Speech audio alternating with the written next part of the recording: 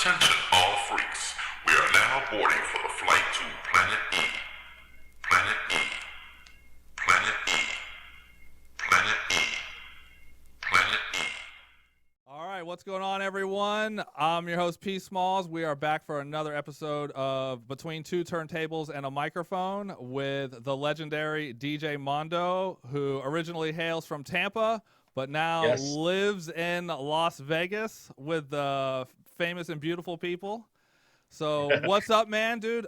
Thank you for doing this. Definitely appreciate your time, and hopefully everybody will enjoy our interview as we get to know you.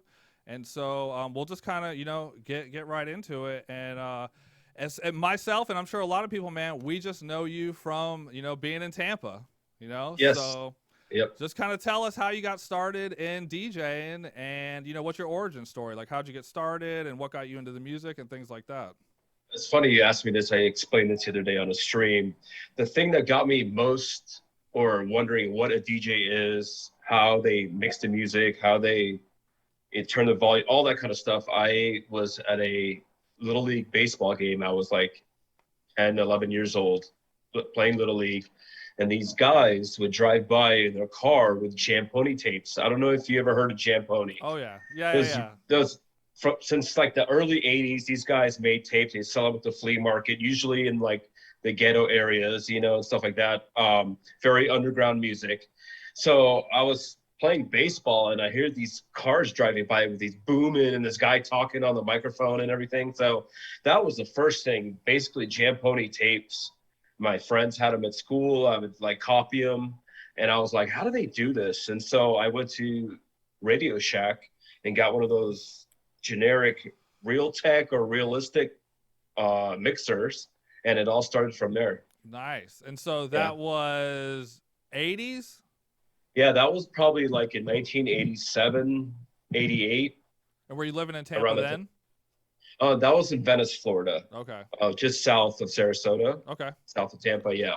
That's where I grew up. I was born in Sarasota. Went to high school at Venice High School. Okay, true that. Yeah. Real Floridian. Yeah. Me Yes. as well. So don't meet too many of those.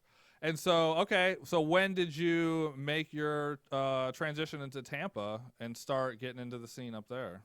So basically, I started going to USF, college at USF, and my roommate was in a fraternity, SAE, and they would always have these parties. I would never go to these parties. I wasn't part of the fraternity. And one day they called me up because I had my equipment and stuff I would play around with in the apartment, turntables, and they had a DJ that didn't show up at their frat house or whatever. So the guys were like, just bring your stuff and come play. We need a DJ. So I went there and I DJ'd their party. Everyone had fun, playing old school booty music, hip hop, everything, a little bit of everything.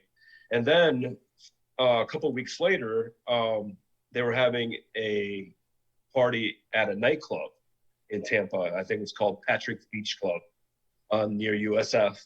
And they rented out the whole space and they wanted me to DJ. And I played in there. They had a great time again. And then the owner from that place said, would you like to come play on a Thursday for the regular club night they had? And that's how that all started, how I started working in Tampa as a DJ. Okay. And so what kind of music were you playing at the time? I guess actually, let me ask you this. What was that, mid 90s? That was probably, 90. When did I graduate? Yeah, about 95, okay. 94, 95. Okay. Yeah. And so what kind of music were you playing when you were playing out? It was just open format. Okay. It was pop. I used to mix with CD players, and I had, and it wasn't where I mixed the beats. It was just basically switch songs. You know what I mean? When you say a CD player, you mean like just a CD player?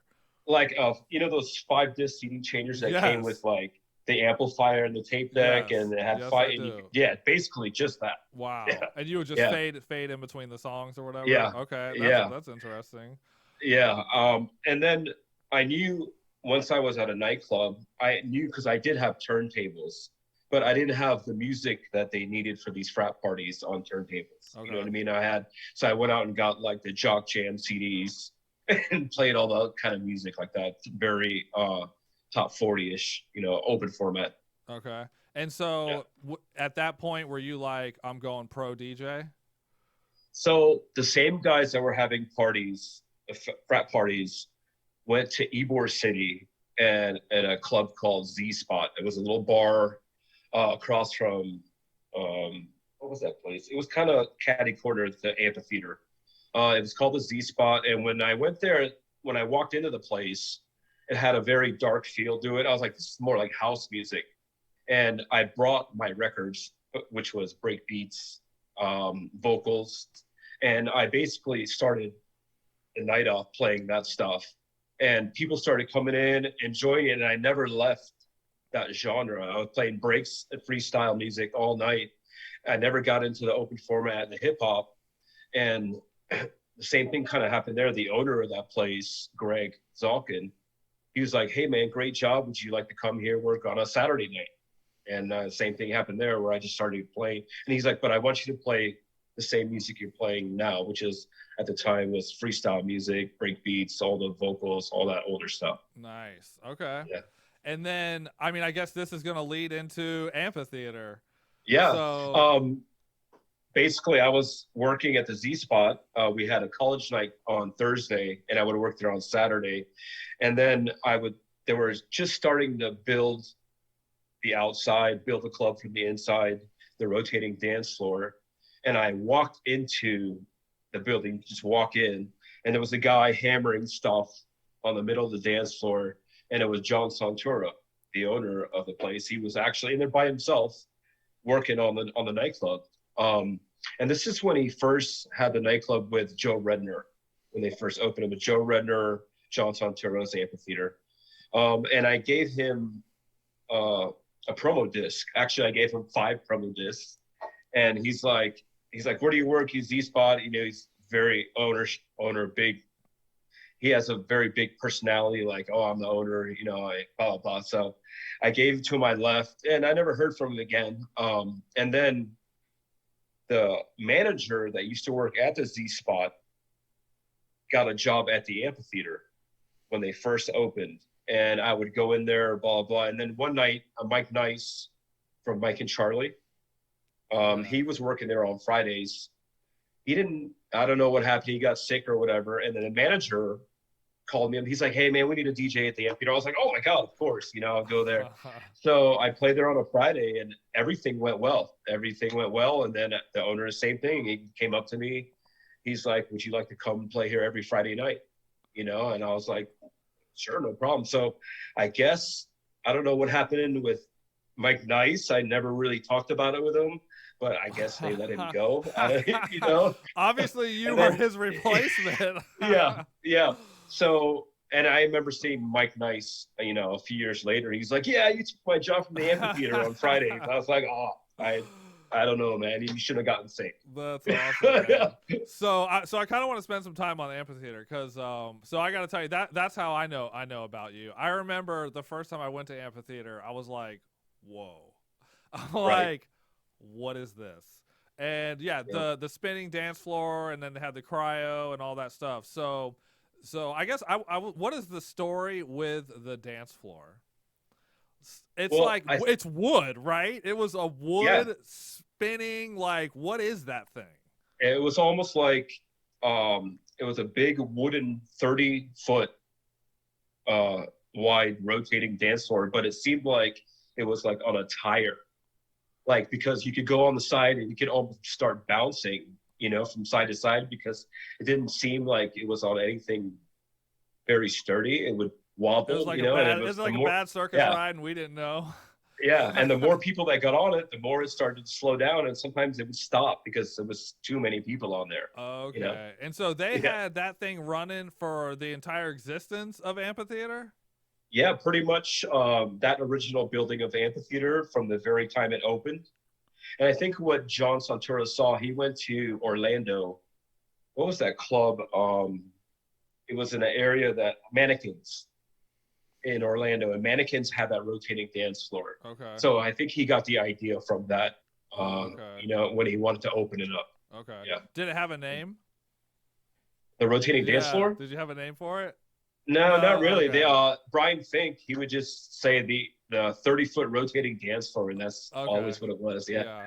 I saw many shows there, man. One of them I remember the most was they had you had the stage, and then there was like the stick figure people that would be just dressed in black, but they would have the stick figure neon outlines on them, and they Glow would be boy and glow girl. Yeah, dude, that was amazing, man. That was so awesome, and that's how I knew who you were. Well, I didn't go there a ton because I'm over on the East Coast, but yeah, every time I was there, you were playing. And so, that was a pretty special place, man. I mean, that was like, I don't know if it was world renowned, but it was definitely like anybody in the state knew about that. Yeah, it was definitely ahead of its time as far as like with the entertainment. You know, the DJ, at first the DJ was up in a booth above the stage in the back, and then eventually ended up being on the stage, you know. But then it was very movable. We could move that DJ booth, put a show on. The DJ would play up in the other booth, you know, and then they would move back the DJ booth, and the DJ would be right back on stage again, you know, just like that. And so it caught on fire, right? Yeah. Was that when it was the original one, or didn't it close down and it was reopened or something? I don't know the exact story. Yeah, it opened around 97, 98, and then it closed down in 2006, I believe, when it shut its doors. And then someone else reopened it again in like a year later, I think it was, but it didn't last very long. Real bad management. It closed again. And then Santoro rented it out again, I think in 2011-ish or something like that. And he reopened it again, and he started doing it. But at the time, the music had changed a lot. It was when dubstep got very popular, and almost dubstep was kind of like, at that time period, is kind of what put the nail in the coffin for breaks, at least at the Amphitheater. Right. You know? Right. Yeah. Yeah, no, I definitely remember that. We had a few shows there, like old school parties with IC and DJ X and Huda, you know, but then it was mainly college electro house, dubstep type place after that. Okay. All right, man. Well, dude, I have fond memories of that place, and I know so many people that are watching this do as well. So, dude, I mean, you're the man for as far as I'm concerned. That was an amazing place. I mean, what did that place do for you, like career wise? Well, basically, besides being on the radio every Saturday night, you know, and at that time, the radio, like, they let us play whatever we want as long as it didn't have any cuss words in it. You know, so we were free to play any breaks, anything. We were playing, you know, the most underground stuff at the time of break beats on the radio from 9 o'clock till 3 a.m., you know, and it would broadcast all the way out to Orlando, Fort Myers. Live from Amphitheater? Yeah, live from the Amphitheater every Saturday night with 93.3, you know. So not only was it going on in there, you know, people could hear on the radio waves what was going on. A live club broadcast of breakbeats. Yeah. Jeez, dude, what happened? Yeah, I know. And basically, you know, there was a couple times there were a couple bad words with slip or whatever, and they were like, you know, you do that again, they're gonna fire you. Yeah, you just didn't want to like mess around with the the FCC, you know, with that point and stuff. But we were allowed to play everything, and we were playing mainly 90% breakbeats. We could play hard house, trance, and do everything dance music, you know, on the airwaves. Yeah. So, and then besides the radio part of it, we would book DJs like Paul Oakenfold and Tiesto, you know, and have these big events there. And, you know, John, you know, I was a breakbeat DJ at the time, but I learned, well, hey, I got to start pulling out the trance music or the house music to open up for these guys. You know, so I got very well versed in all this music, and it helped me get to here where I am in Vegas, being able to open up for Tiesto and Oakenfold and Ferry Corsten. They kind of already knew who I was, you know what I mean? So it opened the door for me here in Vegas. They moved here. That's awesome. So when was your last day at Amphitheater, I guess? It was a Ferry Corsten show. I want to say it was probably in October, November. And that's the last time I played in that original building. And then when I moved out here to Vegas, a year later, I think it burned down caught Okay. fire Okay. and the whole thing burned down. Dang. Yeah. Sad story. So that was the man. last time, but I had been back at Santura, moved everything to the Ritz, the old Masquerades in Ybor. And he did shows in there, and then I came back and I played with Tiesto there a couple of years ago when he had Tiesto there. Damn, big time. But it's not the same Amphitheater. It doesn't have the rotating dance floor. Right. You know, it's just a different nightclub, but you know, it's still doing events there. Yeah. Is it still open now? Yeah. Oh, Yep. dang. Okay. All right. I guess I didn't notice that. I went to Ybor It's in it's the not daytime. called the Amphitheater. Okay. It's the Ritz, but with Sunset Events, which Sunset Events is the owner of Amphitheater. Okay. Gotcha. All right. Well, so the radio. Let's talk about the radio, man. So was the radio only? Did you only do radio when you were broadcasting from Amphitheater, or did you have like other shows that you would do on different nights? No, that was pretty much just Saturday night because they had 93.3 FLZ. Okay. They would be there and they would broadcast it out, but I was allowed to play. I never played on the radio before. Okay. It was just through the Amphitheater, through that live broadcast. Dang, that's big time. Yeah. And you were working the mic and everything? No, they had Brian Fink and those guys working the mic, Okay. you know, and talking with people on the breaks and all that kind of. I was just playing the music. Okay. You know. Were you playing? I don't the year wise. I'm not sure. Were you ever playing vinyl breaks on the radio? Oh yeah, Okay. It was vinyl. From when I started there, 98, 99, around 2000 when CDs started coming out that you can use the new marks that you can mix. But I always had my bag of records. Okay. You know. Are these broadcasts archived anywhere? Actually, yeah. There's a whole. Someone sent me DVDs full of these that they used to record right off the radio. Wow. And this guy had like 100 episodes, you know, hundreds, and he sent them to me, and I occasionally replay them on Twitch. Oh. You know, like I had Baby Ann's recording from the Amphitheater, and I played it you know, with her permission and stuff, and I played it on Twitch, and you get the whole sense of that, what it sounded like and everything, the guys on the radio talking and everything. Dang, dude, Yeah. I would love to hear one of those. So Oh, that's probably one of the Twitch fans. That's one of their favorite shows. It's Okay. probably the favorite show because it has so much ambience of that time period, Yeah. the music, the guys talking, everything. You could hear the people screaming in the nightclub. Yeah, dude. You know, yes. that's cool. Yeah. That is awesome. All right, well, I'll hit you up afterwards. You got to tell me next time you're going to do one of those because Oh yeah, for sure, man. love, dude. Sure. That would make my day hearing that. Because yeah, I remember like I was too young most of the time when like the clubs were real big,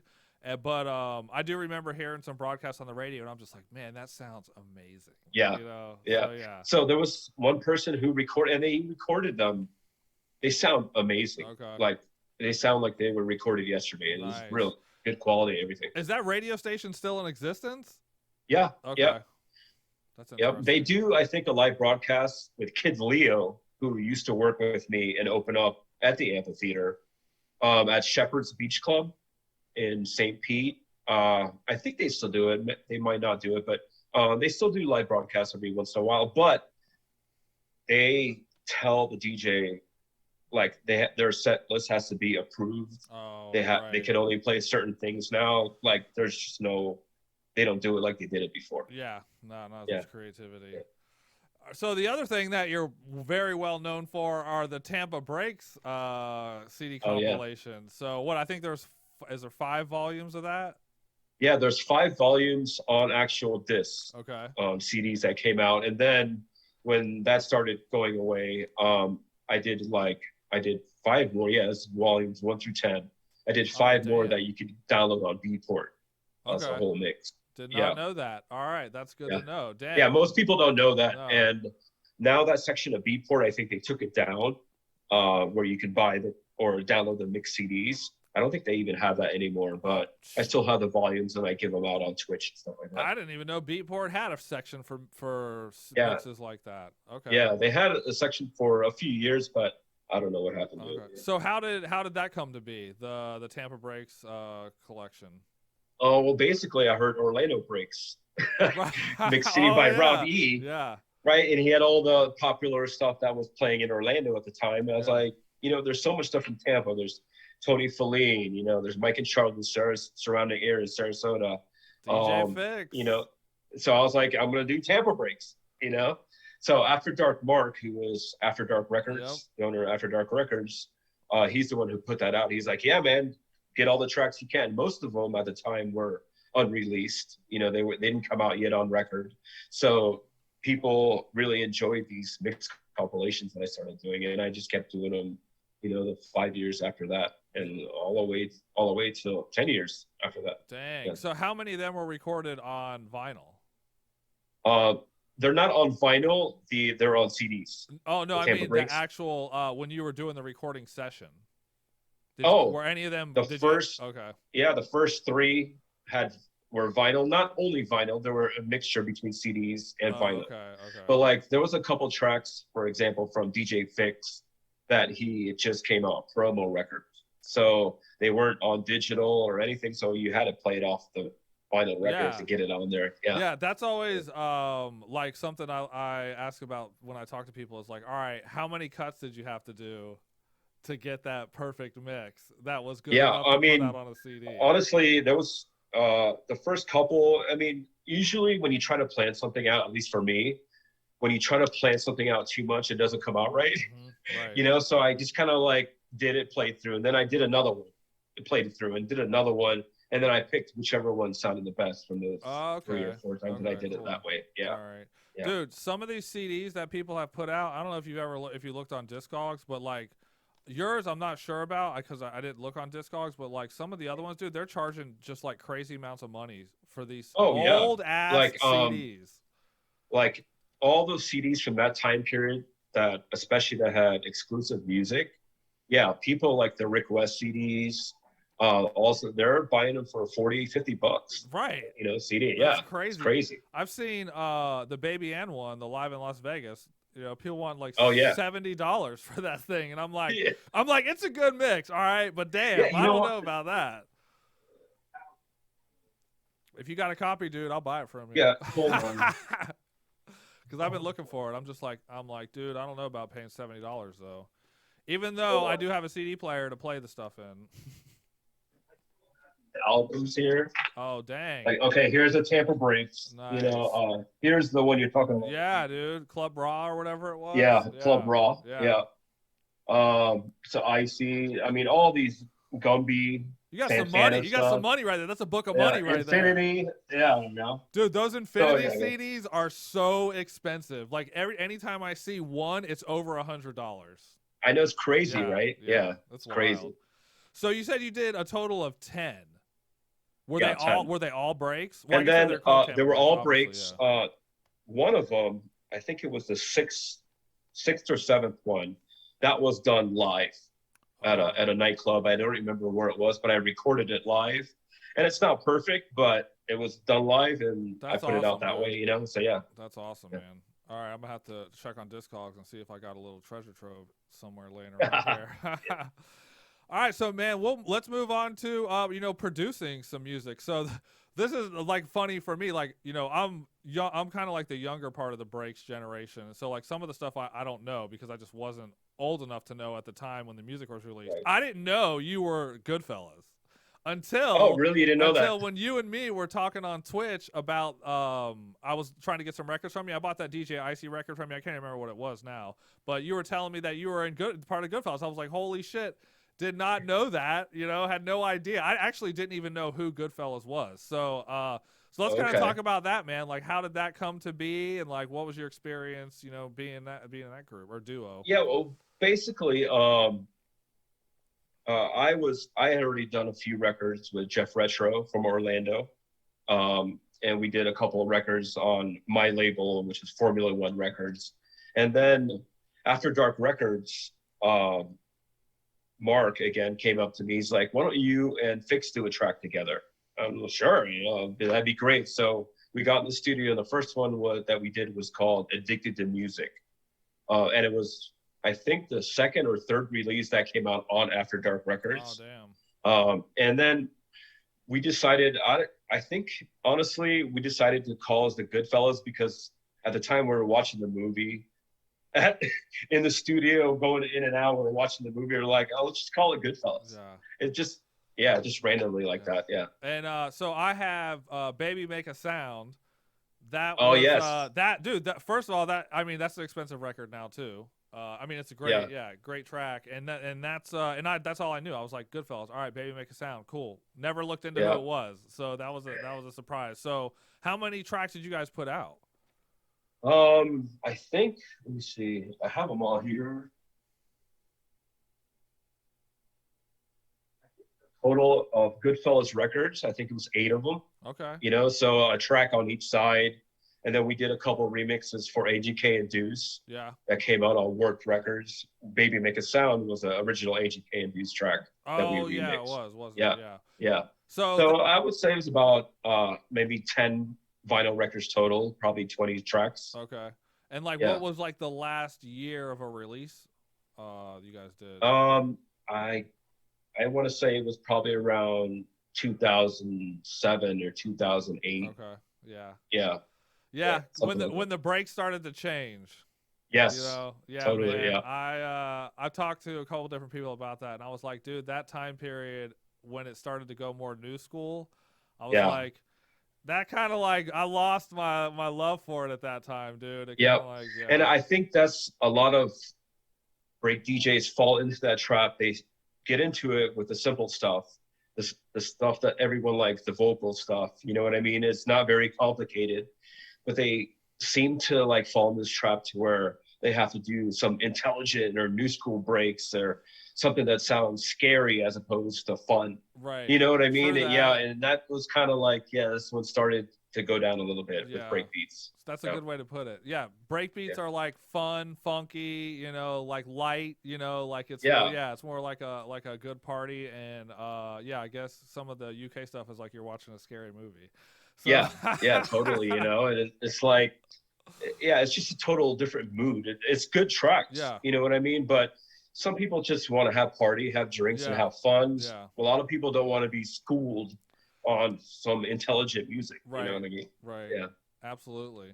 So, all right, when did you decide that you're leaving Tampa and you're moving to Las Vegas? Well, basically, Jeff Retro, who I was friends with since like 5th grade, and we did a couple records together. He had moved out to Vegas around 2011, 2010 or something like that. And when Hakkasan opened, he got a job as one of the residents at Hakkasan. And then one day he calls me up in like 2015. He's like, Hakkasan, the company I work with, are going to be opening a new club called Omni in Las Vegas. And they're looking for other resident DJs. And basically, they asked me to come for a month and do a few gigs at Hakkasan. The first one I did was for the Chainsmokers. Oh, dang. The next one was for Steve Aoki. And then I had done 6 or 7 gigs to where it was kind of like a tryout for opening. They're like, we know anyone could bang it out with some, big room bangers and all that stuff. We want to know how you open from 10 p.m. till 12, for example, and I basically did what I was supposed to do, obviously. And then they said, you know what, if you want to work here full time and work at Omnia full time, you're more than welcome to. So I was like, all right, sold a house in Florida, got the wife, and let's go. Yeah, it all happened within like basically 3 month period. Wow. Where I moved. Like that, yeah. So during that time you were at like Amphitheater and things like that, and before you moved to Vegas, was that your primary job, was DJing, or were you doing what else did you do? Yeah, pretty much DJing. I had a side job teaching gymnastics to kids in a gym, to kids and adults, because another thing that people don't know about me, I come from a circus family. My dad and my uncles and everyone did the flying trapeze. They worked with England Brothers, and they were very popular. They traveled all around the world. Before I was 9, I'd been to every continent pretty much in the world, through the circus. I even did a little bit of it myself, the flying on the trapeze. So basically, that's how I know gymnastics, is through the circus. So I was doing that as a side job, a couple hours after school for kids. But you're primarily just killing it at the club. That was your main thing. Yeah, I had never planned it out that way. It just happened. I got a degree in programming and production for radio and TV from USF. I never had a job where I did any of that. Right. I just fell into DJing and just kept DJing. Okay. You know? Dang. Yeah. And so now that you're in Vegas, that's your primary thing, is you're DJ Mondo out there killing it every day. Yep. Well, I mean, how many nights a week are you DJing out there? Like this week, coming up, I work tonight with Elenium at Omnia.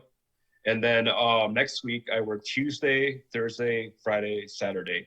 Okay. So 3 or 4 times a week during the summertime, sometimes 5 times a week. Wow. Yeah. Wow. So I just got to tell everybody, Mondo hooked it up, man. I was going to Vegas with my fiance, and I had hit him up on Twitch to get a record from him, and I was like a week later, I was like, dude, I'm coming out there. Can I come check you out one night? He's like, bet. So put me on the guest list for Omnia. Man, dude, that club is so crazy, dude. So it was a funny story. When I was talking to you on Twitch, you were like, all right, make sure you don't go into the outside VIP line. Make sure you go all the way into the casino and then go up to where the very expensive tables are. That are what, like $10,000 or something like that. And I'm like, oh yeah, that's crazy. Yeah. And I'm like, all right, man. So we go in, and dude, just the amount of people waiting to get in the club gave me anxiety.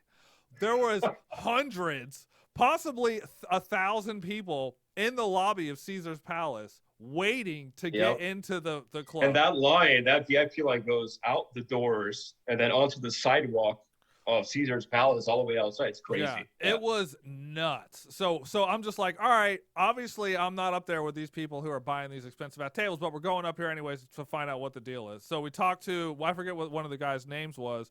I'm like, so Mondo said I'm on the guest list, and he's like, all right, just put my name down. He's like, wait in this line.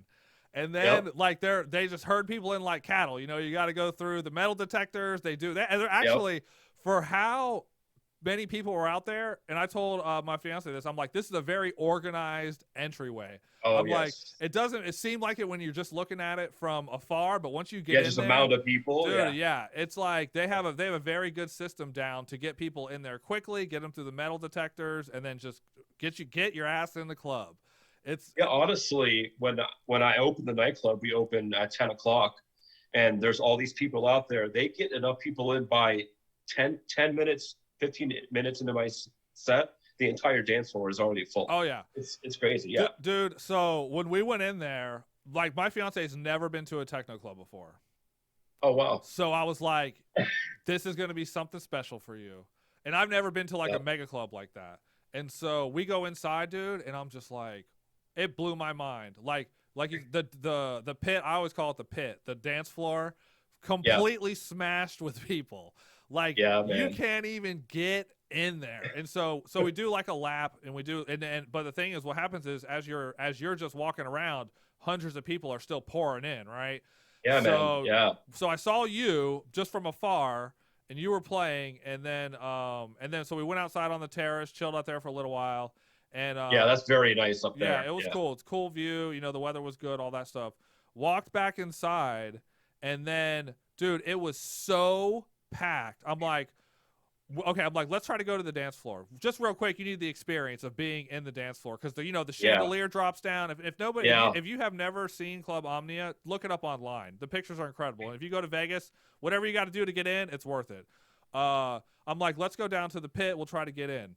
Dude, there was just literally a wall of people from the entrance of the dance floor down there all the way around the side. You couldn't even get through to get on the dance floor. I was like, all right. I'm like, that's it. We got to go. I'm like, there ain't no point. Do you remember who the headliner was? It was Elenium. It was Elenium. Oh yeah. Yeah. So I didn't even stay to see him, because it was just too many people, dude. Like, if I was like there partying, whatever, dude, that's fun. But like, I was there just to check it out, show my fiance like what it was like, and just kind of, we hung out maybe for like an hour in there. But there was just too many people. You couldn't move around. So and that's how they get people to pay $10,000, $20,000, $30,000 for a VIP table, because that's the only way you can get out of that being crushed and walking around. It's crazy. You know. I mean, it's fun if you're there to hang out and party and stuff. But dude, it is very intimidating how many people Yes. that place can hold. What is the capacity? Do you know? I think the capacity is 6,000. Yeah, dude. I think between all the rooms and the Dude. rooftop and the other rooms as well. Yeah. Dude, I bet it was almost halfway full. Easy, dude. Oh, yeah. Seriously, it was crazy. And then what was funny is when we went out, dude, there was like nobody there waiting to get in. Like everybody was already inside within an hour and a half or whatever, dude. Everybody was in. Yeah, It was done. So, Yep. so thank you for that, Yep. man, because that was an incredible experience. And if we ever go out there again, dude, I'll definitely come back and check it out. Of course, man. Yeah, anytime. I got you. Are you still at the other place, Hakkasan? Is that what it's called? Yeah, I'm mainly at Omnia, but once or twice a month I'm over at Hakkasan, which is at MGM Grand. Okay. Yeah. I saw the sign on the outside, but I didn't go in there to check it out. Where we did go was Encore. We went to Encore check Beach out Club. to try to go to the pool party. It wasn't open yet, but I guess Diplo was there that day. Oh yeah. So all right, so this is a good segue. Let's talk about the Las Vegas EDM scene. Okay. And so my take on this is, if you ever look at the roster of people who play out there, I mean, dude, it's got to be like at top in the world, you know, as far as who is invited to play. I remember Calvin Harris had a residency out there, and he was getting paid some ridiculous $300,000 a fucking night or something like that. So, like, what is that? Like, what's going on out there? Basically, the way I explain it to people, it's like, first of all, I explain Omni as like Yankee Stadium, and then Hakkasan Group, which is now Tao Group, because they bought each other out last year. But basically, they run it like basketball teams or football teams, where they have their headliners are like the Tom Brady, you know, and they pay them these exuberant amounts of money. Like Calvin Harris used to make 1.3 million every set at Omni every Friday night. And then he would go to Wet Republic on Saturday the next morning and make the same amount there, you know? And it's like, yeah, Calvin Harris, I think, the ones that they got paid the most. Marshmello, they're up in the millions per set, man. It's crazy. Oh yeah, I saw a Marshmello poster in Encore. Marshmello's the resident at Encore. I was like, I sent a text to my picture, or a friend of my picture, I sent a text to my friend, and I was like, "This is how you know you made it when you're a resident at Encore." It's like, damn, dude, like that's crazy money. So, do you meet all these people? Yeah, pretty much, man. And it's usually just when we switch sets in the booth, you know, it's like, okay, it's your turn. How you doing? I get out of the way, you know, and when I go back, I also close for these guys. Okay. So I give them a high five. What's up? See you next time. But it's nothing like we hang out or anything like that, you know? Yeah, dude, the night I saw you play, dude, you killed it. Like, you're playing all kinds of stuff, dude, and like everybody was digging it, dude. I was telling my fiance, I was like, this is like pro DJ stuff right here. Like, you watch these people working the crowd, you know, like this is like what real DJs do that like people don't understand unless you know what you're looking at.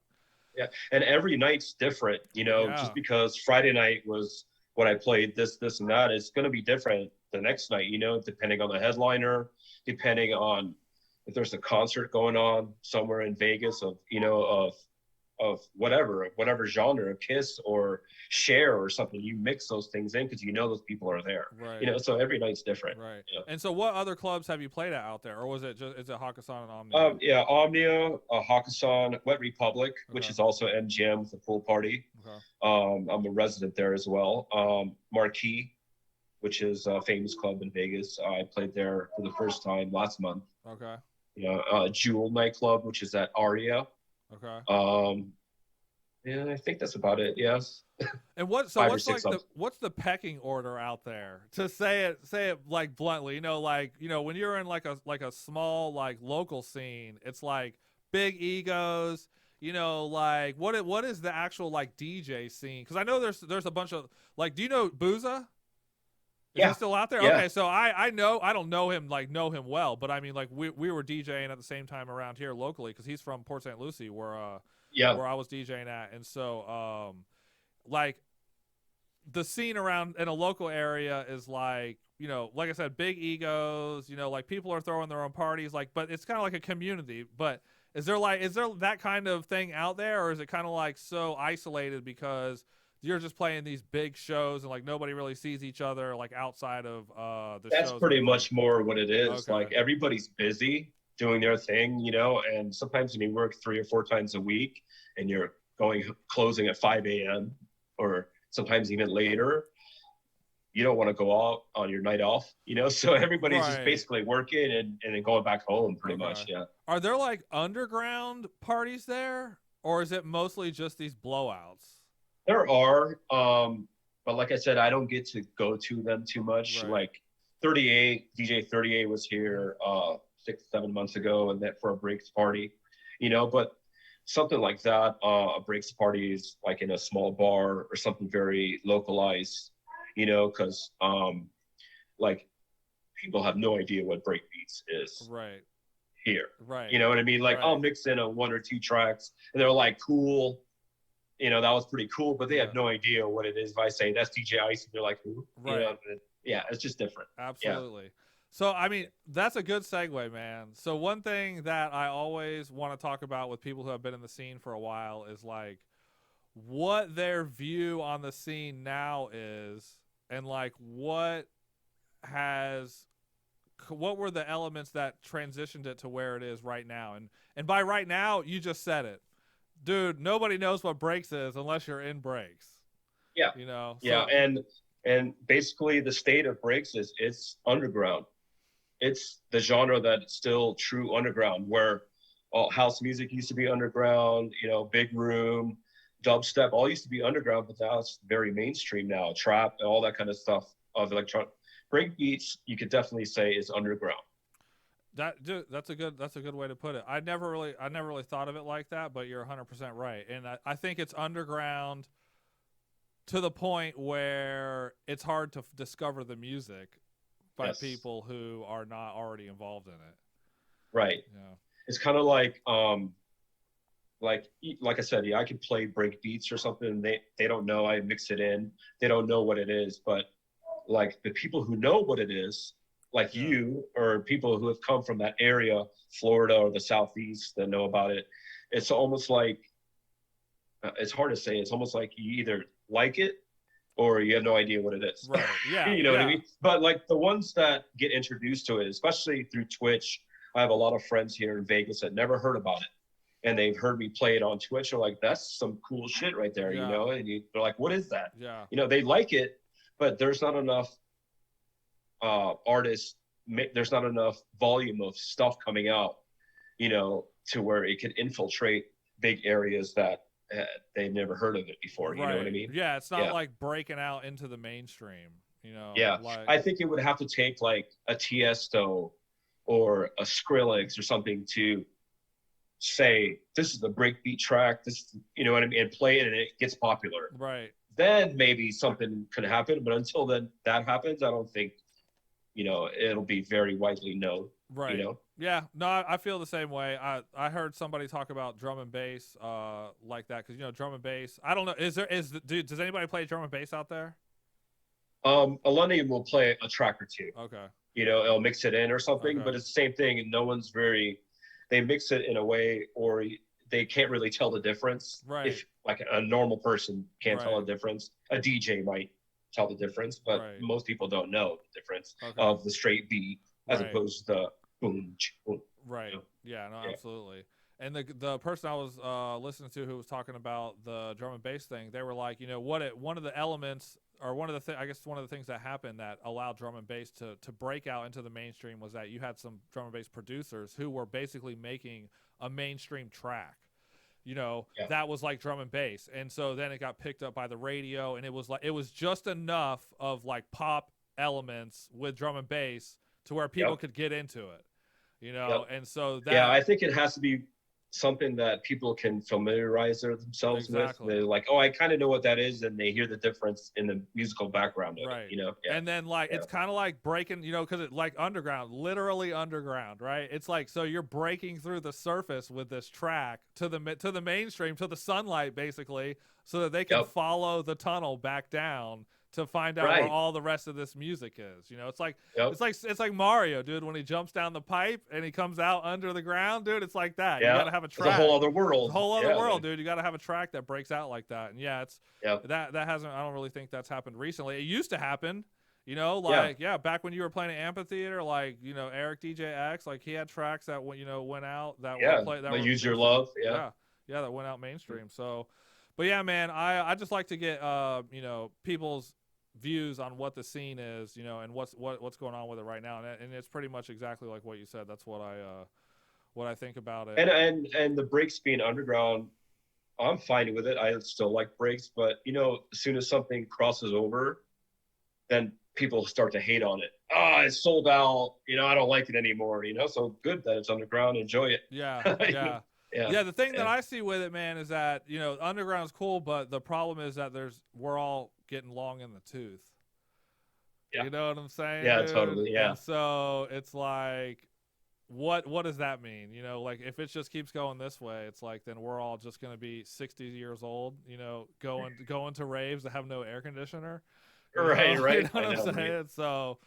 So yeah, I mean that's my thing with it is hopefully something can change where we can get some new people involved in it, And I think Twitch has done a lot for breaks lately over the past 2 years, resurfaced it a lot, to where people are noticing it again. Huda Hoodia, these guys are making new tracks. And people are recognizing it again, so it's good. So let's talk about Twitch, man. I mean, you're on Twitch, twitch.tv/DJ Mondo, and I've seen you on there a couple times. And so when did you start streaming on Twitch? What got you into the streaming on Twitch thing? Because I know some people had been like, "Oh, I'm not gonna do it," but other people who embraced it, like it has done them well. Yeah, I had seen a few DJs stream, but what really happened was when COVID happened and all this stuff got shut down, Las Vegas got shut down, all of a sudden I don't have any work.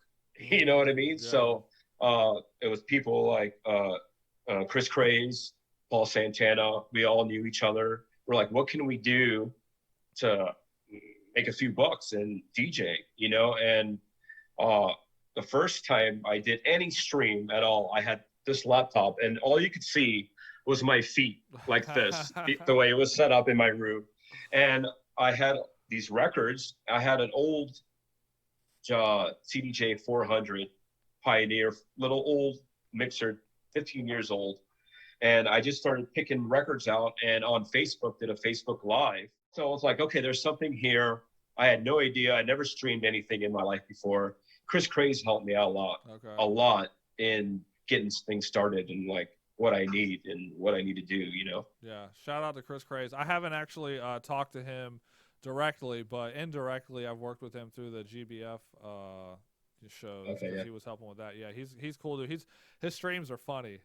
He's got man. He's a good the microphone with the vocoder and everything. Yeah, man. And stuff. Yeah, he's and that's what I think streaming is. People don't get it. They're like, oh, these guys talk a lot on the streams. Well, it's not a nightclub. I kind of describe it to people as me and you driving in a car, listening to music. We're still having a conversation over the music, but we're still listening to music. Right. It's not so like it's a little more entertaining. You gotta have. It's not just music. There's visuals. Yes. You can't just be like this. The whole time. You gotta do something to entertain people. Yeah. I see the live streaming as it's a show.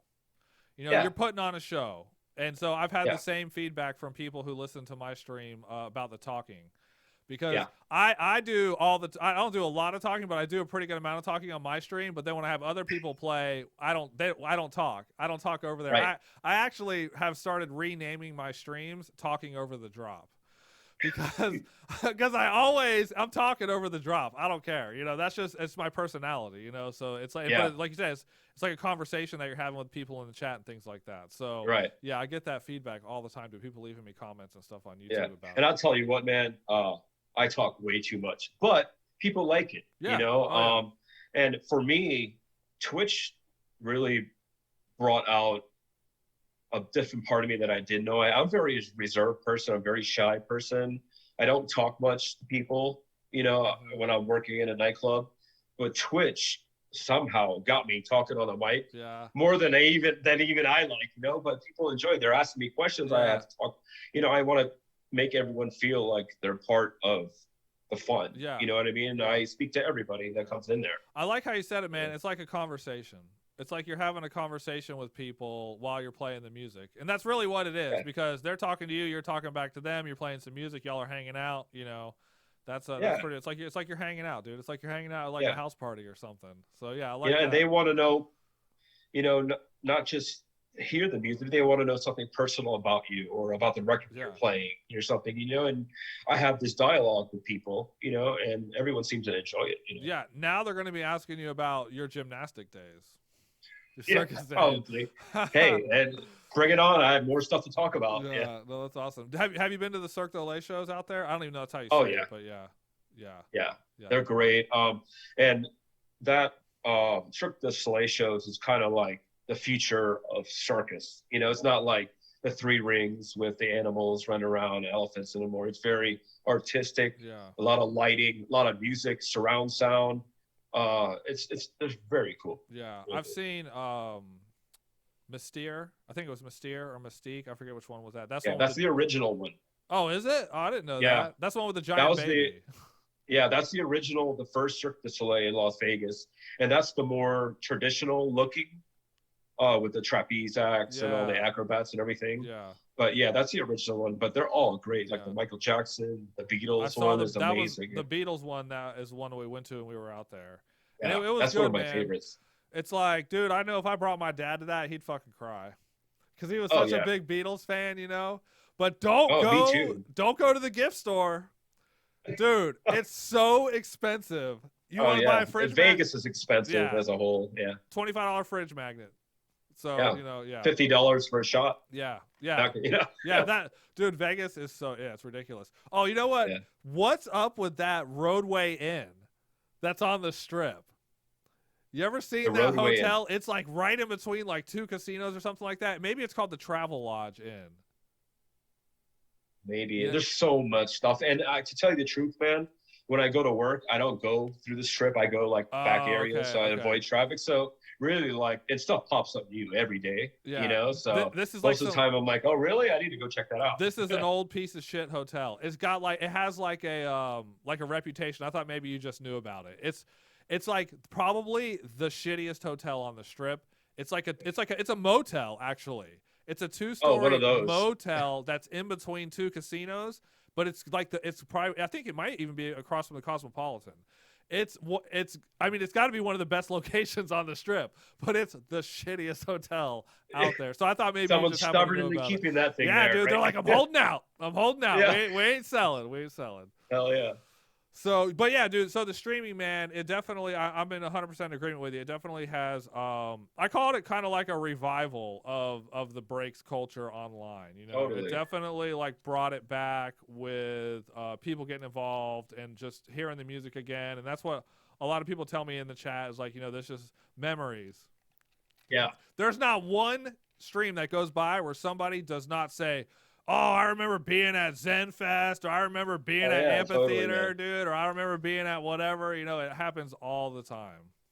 And striking people's memories is one of I think, the best tools a DJ can have. If you could strike people in memory and get them feeling good like they did 20 years ago when they first felt it, that's all you need to do right there. Nostalgia, dude, it's very powerful, man. I don't understand it, but I think it's just something that happens with our brain looking back on our lives, like some kind of coping like mechanism inside your mind that just makes you think you had a good life or whatever. And it's like that, but it affects you very, like, it's intense, you know, like it makes you feel it's good. Almost like time travel. Like you can close your eyes and you hear a song and it puts you right in that spot in that moment when you heard it the first time. Yeah, dude. Yes. It's like time travel. That's awesome. That's an awesome way to think about it. So, all right, man. Well, dude, that's pretty much it, dude. We kind of covered everything that we had on our list, and I think we did a good job getting through your history. You know, next time we'll have to expand on that on your circus experience. So we'll get a little deeper into that. I'll be glad to. Patrick, I appreciate you doing this for me and having me. I appreciate you, man. Yeah, man. No, dude, I definitely thank you for your time. And so people can find you on Twitch at twitch.tv/DJ Mondo.